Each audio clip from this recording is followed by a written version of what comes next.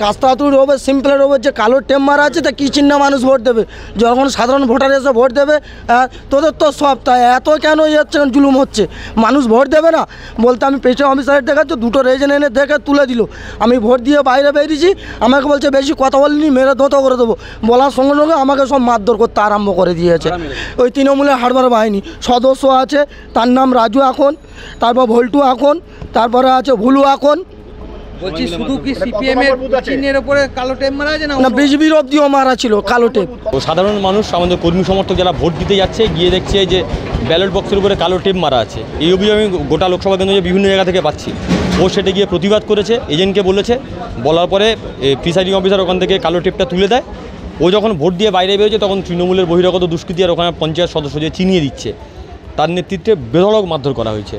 এখন ওকে হসপিটালে ভর্তি করেছি। লাথি, কিল, চর, ঘুষি প্রায় 40-50 জন মিলে একটা লোককে, ওই রোগাপাতলা লোক দিন আনে দিন খায়, তার উপরে বেধড়ক আক্রমণ করেছে।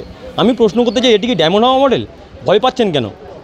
কালো টেপ মারতে হচ্ছে কেন সিপিএমের সিম্বলের উপরে?